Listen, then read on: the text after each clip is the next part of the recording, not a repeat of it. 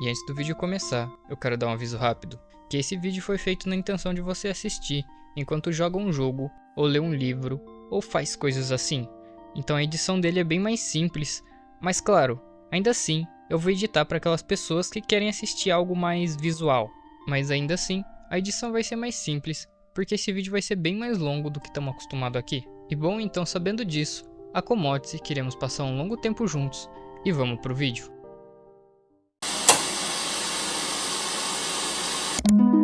E não é novidade para ninguém que o terror japonês consegue ser o mais estranho e perturbador do que os demais, e por isso ele se destaca tanto entre o gênero. E obviamente isso com certeza se deve à sua rica cultura que foi guardada e passada de geração em geração. Filmes como Samara ou O Grito conseguem fazer qualquer marmanjo tremer de medo.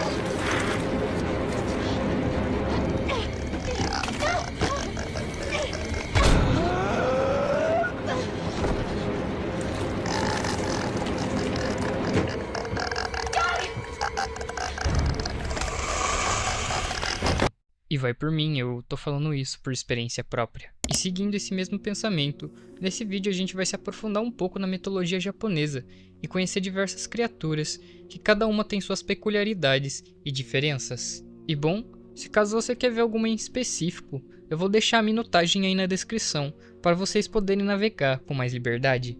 E eu vou deixar a marcação dos nomes, tudo certinho aí pra vocês. E bom, sabendo disso tudo, a gente pode enfim dar início nisso. Para começar nossa lista de criaturas, a gente precisa entender o que são os yokais. Os yokais são criaturas sobrenaturais da mitologia japonesa, variando entre monstros, espíritos e até mesmo demônios. E eles podem ser tanto seres benevolentes, travessos e até seres malignos. E eles costumam aparecer nas lendas do folclore japonês. E resumidamente, os yokais são o que formam o folclore japonês. A Akanami podemos dizer que é um dos seres mais nojentos do folclore japonês, e o seu nome significa literalmente lambedor de sujeira. E a Akanami é conhecida por durante as noites aparecer em banheiros sujos para digamos que limpá-los com sua própria língua. E segundo a lenda, ela pode ser considerada uma criatura inofensiva. O Akanami normalmente surge em locais monótonos como propriedades abandonadas, e segundo a lenda, ele também aparece no banheiro de pessoas que o deixam em completo descuidado. Entretanto, se você mantém o seu banheiro totalmente limpo e higienizado, o Akanami simplesmente irá ignorá-lo. Esse ser literalmente gosta de sujeira, e isso se dá por conta que ele gosta de lamber os lodos que fica tanto no vaso quanto no chão. Então é uma boa ideia manter o banheiro sempre limpo, mas caso contrário, é melhor que você esteja pronto para receber uma visita em sua casa. E digamos que ele vai fazer o trabalho de limpá-lo para você com sua própria língua. Uma história originada durante o período Edo. O Juboko é a lenda de uma árvore que supostamente cresce em uma região onde há muitos cadáveres, e lugares comuns de se vê-la seria próxima de campos de batalha e cemitérios. O Juboko é uma árvore repleta de espinhos, e segundo a lenda, ela absorve o sangue dos cadáveres que foram enterrados próximo a ela, igual às plantas que para sobreviverem se alimentam de água, porém o Juboko se alimenta de sangue. O Juboko se trata de uma criatura hostil, e segundo os relatos, se durante a noite você passar por uma árvore Juboko e ouvir um pingar de sangue, seria melhor você se apressar e sair daí o mais rápido possível, pois esse ato daria indício de que a árvore teria acabado de se alimentar de outra pessoa, e se você não se precaver, você será o próximo. Em algumas culturas, o Juboko pode até mesmo assumir uma forma de uma bela mulher, para supostamente atrair as suas vítimas e em seguida alimentar-se delas. O Umibozu é um yokai frequentemente descrito como uma enorme criatura marinha, e ele geralmente é retratado como um monstro gigante e nebuloso que emerge do mar. O Umibozu tem uma proporção tão grande que, segundo as histórias, sua presença pode até mesmo causar tempestades e agitações na água, e ele é representado por uma figura escura com 2 olhos brancos que brilham ao escuro. O Umibozu é uma criatura que simboliza a fúria do mar. Em algumas lendas, ele supostamente puniria aqueles que desrespeitam o oceano, naufragando barcos e dando um fim em suas vítimas. Em algumas culturas, Ele representa o poder da natureza e os perigos enfrentados por quem navega em mares desconhecidos. Uma figura que se assemelha a um fantasma, Albumi é a representação de uma mulher que morreu logo após o parto, e ela é retratada por uma criatura com uma figura de uma mulher triste que carrega o peso de ter deixado sua criança sozinha no mundo mortal. E segundo a lenda, Albumi costuma aparecer para seus familiares vivos e até mesmo alguns viajantes em busca de pedir ajuda para cuidar de seu bebê. E a Albumi costuma andar acompanhada de corvos ao seu redor. As Ubumis podem aparecer em diversos pontos monótonos. Sua aparência é de uma mulher com cabelos desgrenhados, com vestimentas longas e brancas, que seria a cor tradicional que representa o luto no Japão. E segundo os relatos, Albumi possui um tipo de cheiro doce e enjoativo, e ela supostamente sempre anda carregando uma criança em seus braços, que ela entrega para a pessoa, em seguida sua alma se afasta e simplesmente desaparece.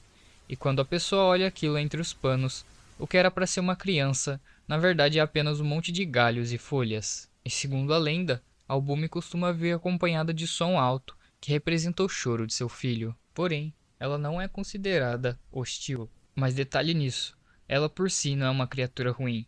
Mas caso você aceite o filho dela, aí sim se torna um problema, que segundo a lenda, ela irá te amaldiçoar com azar.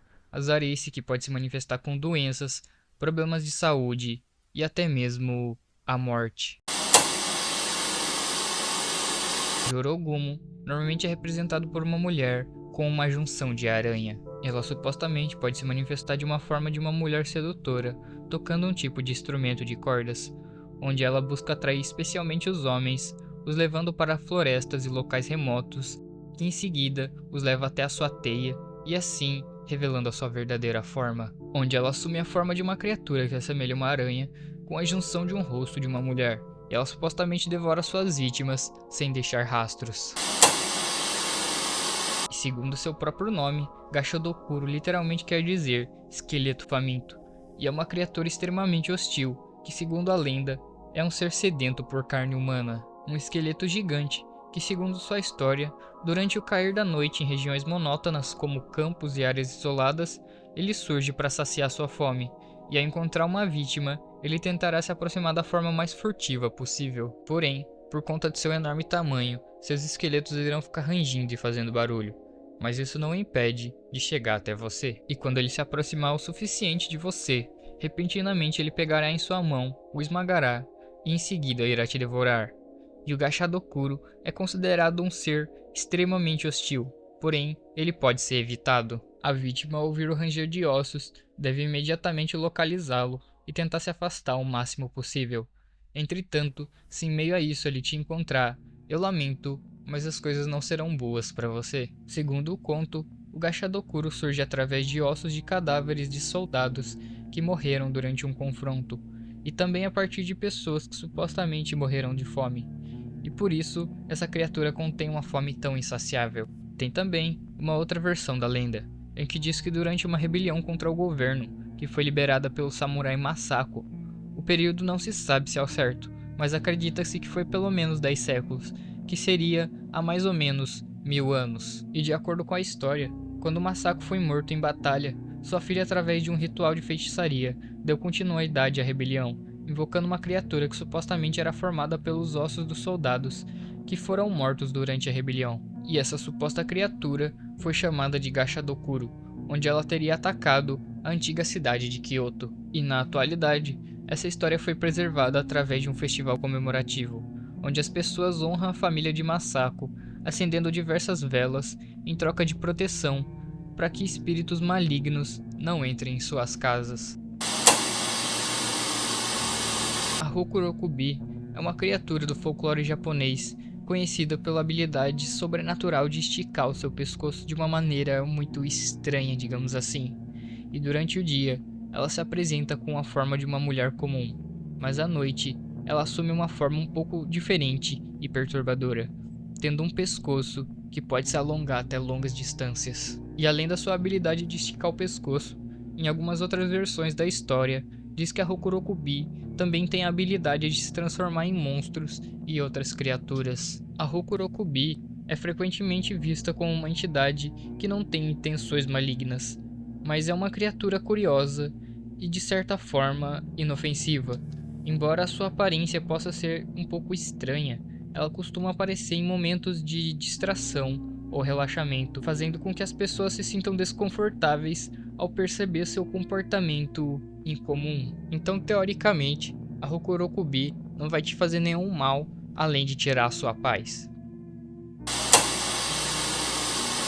O Shirime é uma criatura peculiar que aparece nas lendas como uma figura misteriosa e perturbadora, conhecida principalmente por suas características únicas. Vamos dizer que ele tem um olho no lugar do precioso dele, e a história mais comum do Shirime envolve um encontro entre dois estranhos durante a noite, onde uma pessoa, geralmente é um viajante, encontra um homem que aparentemente parece ser normal. Entretanto, ao ser abordado, o homem se vira e revela seu rosto, mostrando então o seu olho gigante na sua parte de trás, que supostamente esse olho deixa as pessoas paralisadas de medo. Ou de outra coisa também, né? Sei lá. E apesar do seu aspecto estranho, o Shirime não é considerado uma criatura mortal. E ao invés disso, ele é mais usado como uma figura de humor macabro.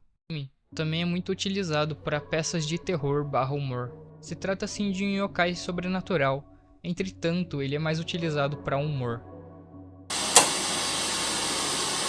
É uma criatura mítica conhecida por seu poder de devorar pesadelos e energias negativas, e ele é frequentemente retratado como uma besta com um corpo de urso, uma tromba de elefante, os olhos de um rinoceronte e as patas de um tigre. E o Baku não é uma criatura hostil, e muito pelo contrário, e segundo a sua lenda, ele pode ser chamado para ajudar a afastar os pesadelos das pessoas, especialmente durante o sono. Em algumas culturas, acredita-se que se alguém tiver um sonho ruim ou um pesadelo, pode pedir para o Baku o devorá-lo, e ele absorverá o sonho ruim. Entretanto, se o Baku for invocado muitas vezes, ele pode também acabar devorando seus sonhos bons, e você pode acabar tendo alguns sintomas colaterais, trazendo a insônia ou problemas psíquicos. Então, é aconselhado que se chame pelo Baku apenas em situações realmente necessárias.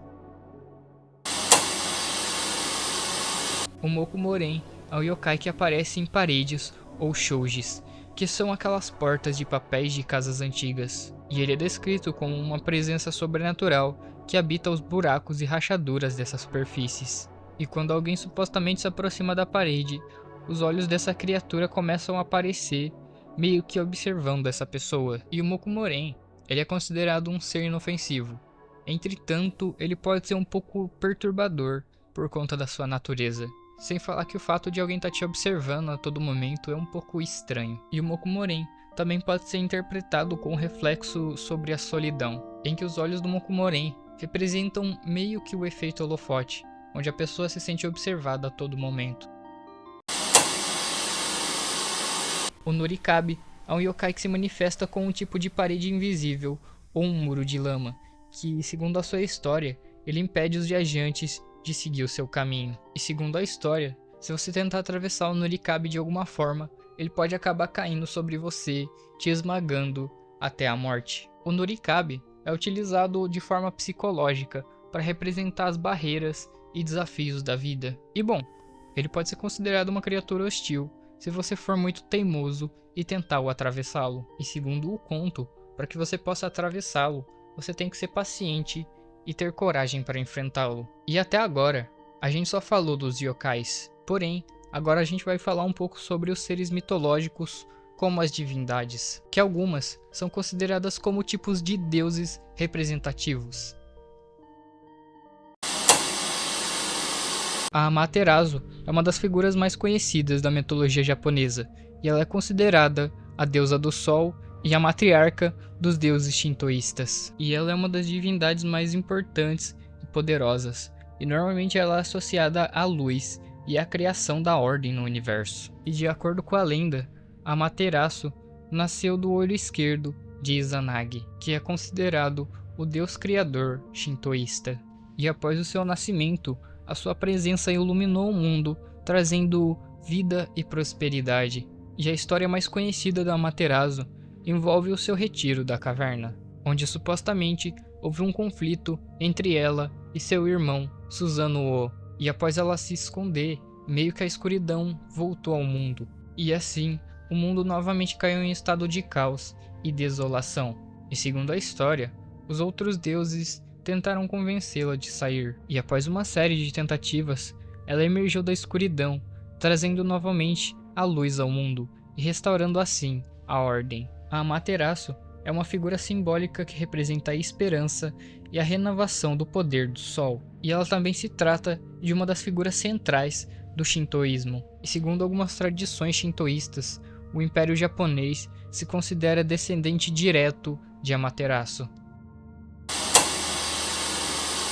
A Izanami é a deusa da criação da morte na mitologia japonesa, e ela é uma figura um tanto quanto complexa, que ela representa tanto a criação quanto o fim da vida. Ela e seu irmão Izanagi são conhecidos como os deuses criadores que formaram o Japão e todas as suas ilhas. E de acordo com a lenda, Izanami e Izanagi criaram um mundo e deram origem a várias outras divindades. Entretanto, após dar à luz ao deus do fogo, Kagatsushi, Izanami morreu devido às feridas causadas pelo nascimento. E após a sua morte, Izanami desceu ao Yomi, o reino dos mortos, onde então ela se tornou a deusa da morte. E quando Izanagi tentou trazê-la de volta, ele apenas se deparou com uma figura totalmente transformada. E após ele desobedecer a ordem de não olhar para ela, ele a perdeu para sempre e foi condenado a viver no submundo. O Inugami é um espírito canino que, de acordo com a lenda, foi criado por meio de rituais antigos. A história do Inugami geralmente representa um mestre que cria um espírito de um cão para que proteja e vingue sua família. E para criar um Inugami, o ritual exigia que um cão fosse sacrificado. Muitas vezes envolvia tortura, criando assim um espírito com uma imensa carga de rancor e raiva. Os Inugami são uma espécie de espíritos vingativos, e eles são conhecidos por sua lealdade a seu mestre. Entretanto, por conta de sua natureza traiçoeira, eles podem virar-se contra aqueles que os criam. Em algumas culturas, o Inugami é invocado para realizar tarefas como vingança, simplesmente proteger um algo ou alguém.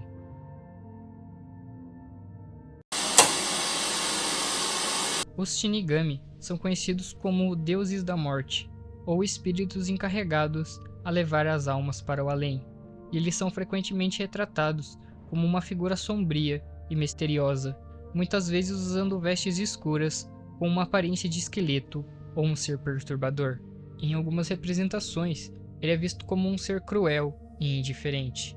Entretanto, os Shinigami também podem representar meio que uma manutenção essencial no ciclo da vida, onde supostamente ele guia as almas para a paz eterna. E no folclore, os Shinigamis não são os causadores da morte, e sim um tipo de espírito guia para as almas. Em algumas histórias, o Shinigami é uma figura que aparece no momento final de alguém, para que assim possa guiar a alma da pessoa para que enfim fique em paz.